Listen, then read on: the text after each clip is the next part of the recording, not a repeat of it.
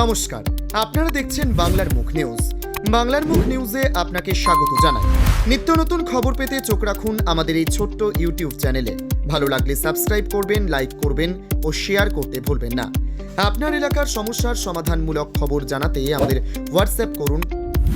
খবরে থাকুন, সচেতন থাকুন। লিখে দেওয়ার মতো খবর পেতে শেষ অবধি সাথে থাকুন।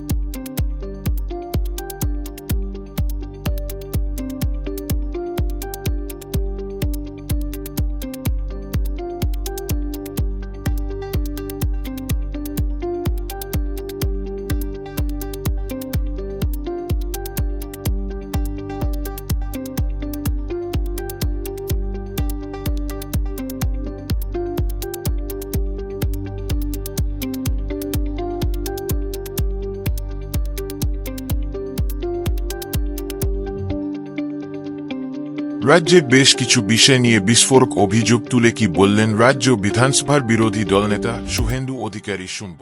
রাজ্যবাসীকে শিব চতুর্দশীর আগাম শুভেচ্ছা জ্ঞাপন করছি। আগামীকাল শিব চতুর্দশী। সর্বত্র মহাদেবের মন্দিরে, শিবালয়ে, শিব মন্দিরে আমাদের সনাতন সংস্কৃতি মেনে, ভারতীয় সংস্কৃতির পরম্পরা মেনে যে ধর্মীয় উৎসব, তাতে সবাই সামিল হবেন এটা প্রার্থনা করছি এবং আশাও করছি। আমাদের আজকের টকিং পয়েন্ট আপনাদের সামনে, এর আগেও আমি আমাদের বিধাননগরের যে বিজেপির ওয়ার্কিং প্লেস রয়েছে সেখান থেকে আমি বিস্তারিতভাবে কয়েকদিন আগে জানিয়েছিলাম অন্তর্বর্তী বাজেটের পরে যে পশ্চিমবাংলার 2,15,00,000 বেকার সৃষ্টিকারী 51টি কর্মবিনিয়োগ কেন্দ্রে তালাচাবি লাগানো, 1 কোটির কাছাকাছি পরিযায়ী শ্রমিক যিনি তৈরি করেছেন তথাকথিত মা মাটি মানুষ সরকারের মাননীয় মুখ্যমন্ত্রী এবং তার সরকার, শিক্ষিত বেকার যুবক যুবতীদের সঙ্গে 2013 সাল থেকে লাগাতার প্রতারণা এবং চালাকি করছেন। 2013 সালে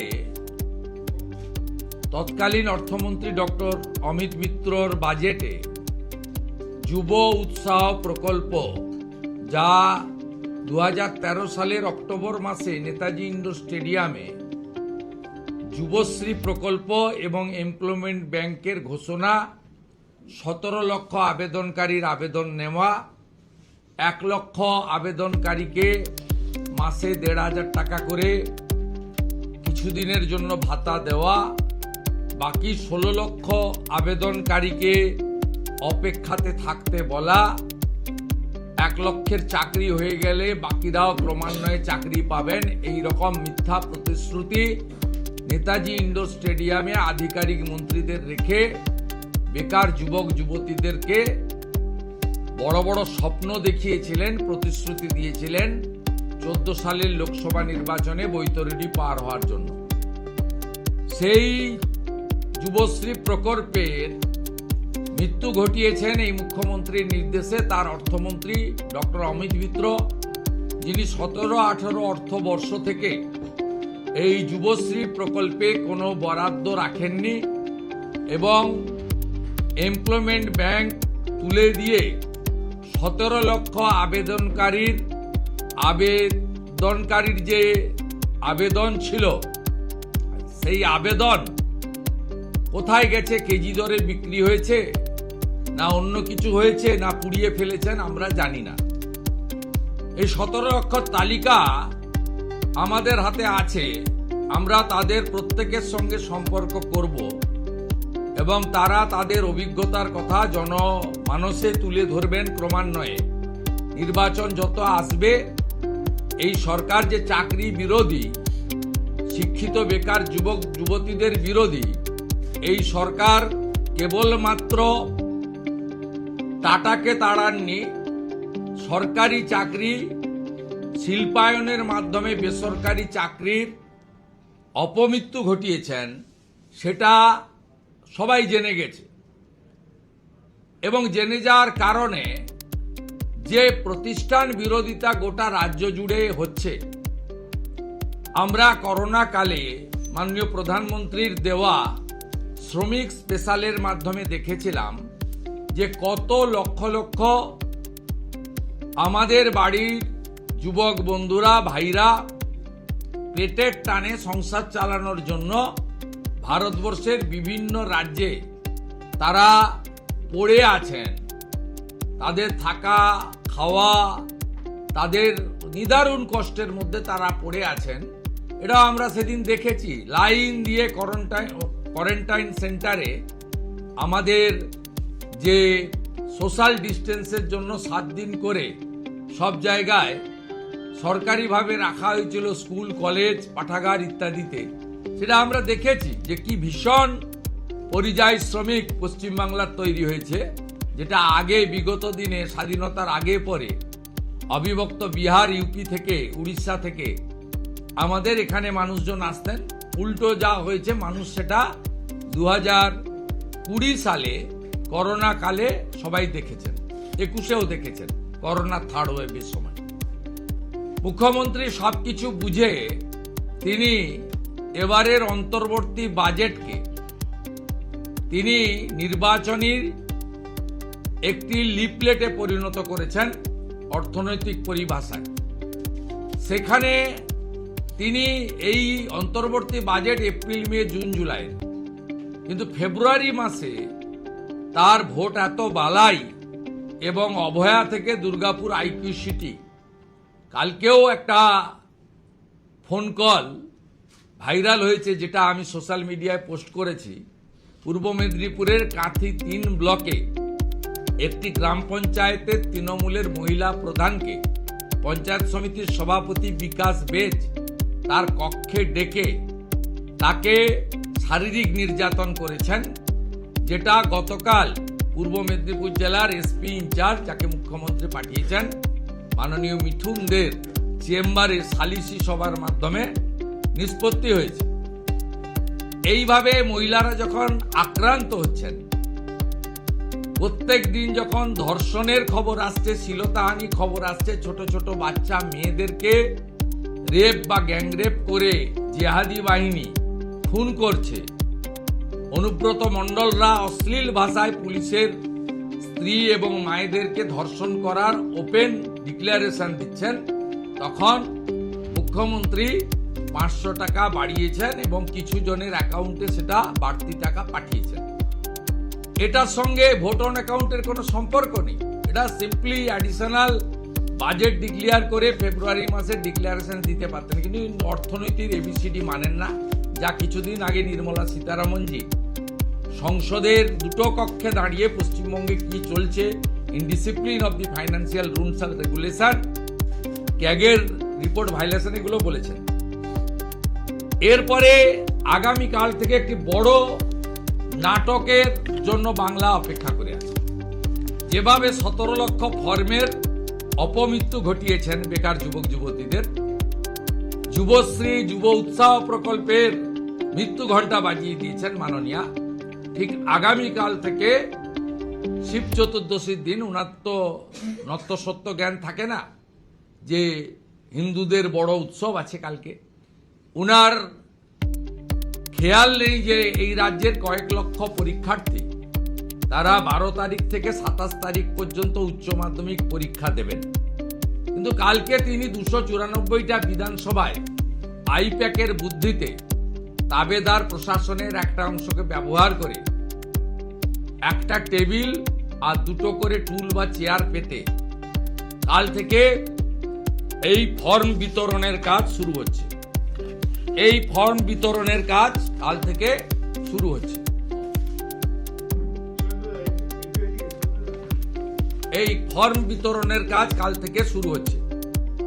মুখ্যমন্ত্রী ভালো করে জানেন যে 2013 সালের যুবশ্রীর যেভাবে অপমৃত্যু ঘটিয়েছি, নির্বাচনে আরেকবার যদি জিতে আসতে পারি এটারও অপমৃত্যু ঘটাবো এবং পশ্চিমবঙ্গটাকে গ্রেটার বাংলাদেশে পরিণত করব। চাকরির পাটটাকে ক্লোজ করে দেওয়া হয়েছে কারণ মুখ্যমন্ত্রী কোনো ঝুঁকি নিতে চাননি। চাকরি দিলেই পার্থ অর্পিতারা চাকরি বিক্রি করবে, চাকরি বিক্রি করলেই হাইকোর্ট সুপ্রিম কোর্ট চেপে ধরবে, হাইকোর্ট সুপ্রিম কোর্ট চেপে ধরলেই সিবিআই, ইডি ইত্যাদি ইনকাম ট্যাক্স আসবে, তারা এলেই পার্থকে জেলে যেতে হবে, সঙ্গে মানিককে যেতে হবে, সঙ্গে কল্যাণময়কে জেলে যেতে হবে, সঙ্গে এসপি সিনহাকে জেলে যেতে হবে, জীবন কৃষ্ণকে এখনো জেলে থাকতে হবে। তাই তিনি এবারের অন্তর্বর্তী বাজেটে সম্পূর্ণভাবে চাকরির প্লাটটা ক্লোজ করে দিয়েছেন। যদিও আমরা জানি পশ্চিমবঙ্গে 6 লক্ষ রাজ্য সরকারের পোস্ট তিনি অবলুপ্তি ঘটিয়েছেন, আর প্রায় 10 লক্ষ পোস্ট, তার মধ্যে 3,58,000 প্রিন্সিপাল, অধ্যাপক, শিক্ষক, শিক্ষিকা, শিক্ষাকর্মী ইত্যাদি 3,58,000 ভ্যাকেন্সি আছে। 1 লক্ষের বেশি, 1.5 লক্ষের কাছাকাছি পুলিশ কনস্টেবলের ভ্যাকেন্সি আছে।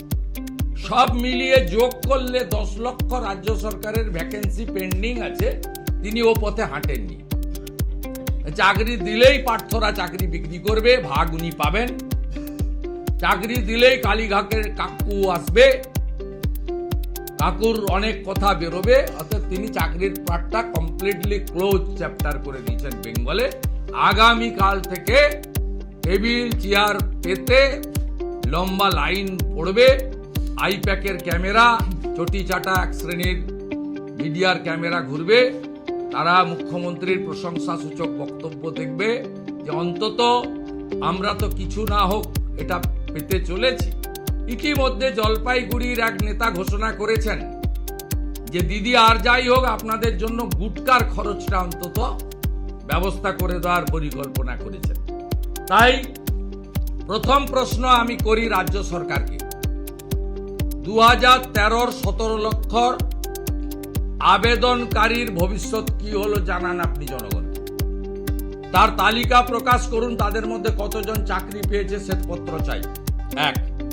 দ্বিতীয় হচ্ছে আজকের দিনে সব অনলাইন হয়ে যাওয়ার পরে, পোর্টাল হয়ে যাওয়ার পরে, উচ্চ মাধ্যমিক পরীক্ষা চলাকালীন কেন লক্ষ লক্ষ যুবককে কালকে থেকে আপনাকে রাস্তায় নামাতে হবে?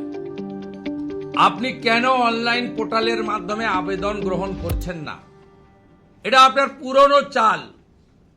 21 সালে নির্বাচনের আগে যে দুয়ারে সরকারের স্টাইল ছিল, সেই দুয়ারে সরকারকে পরে কয়েক মাস আগে আমার পাড়া আমার সমাধানে যে নাটক ড্রামাবাজি করেছেন, আইপ্যাকের বুদ্ধিতে চিটিংবাজ প্রতীক জৈন এবং তার কোম্পানি, যারা টেন্টেড হিসেবে অভিযুক্ত ইতিমধ্যে, তাদের ব্যবস্থাপনায় যে ড্রামাবাজি করেছেন, ঠিক আগামী কাল থেকে এই ড্রামাটা আপনি করতে চলেছেন বেকার যুবক যুবতীদের সঙ্গে।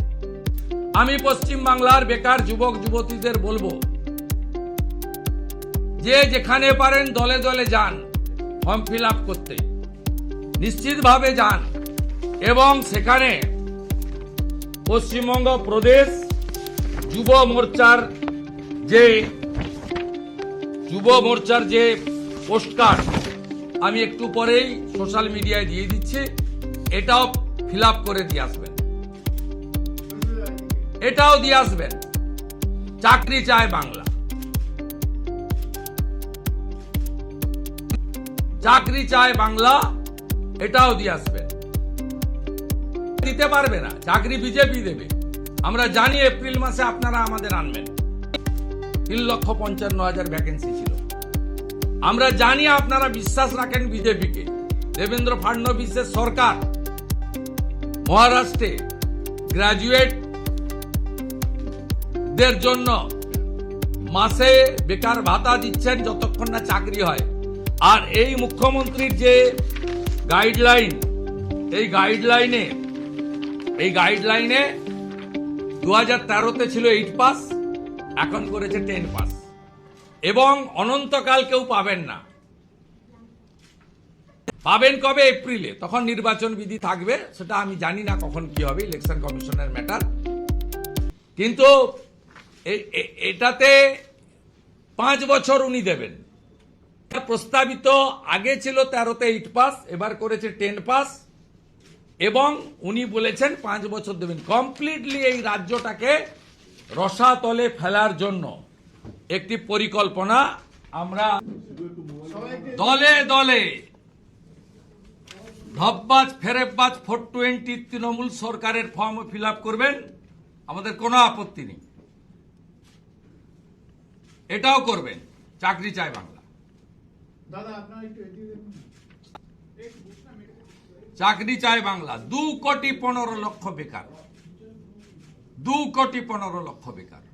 2013 সালে 17 লক্ষ ফর্ম কেজি দরে বিক্রি করেছে এই সরকার।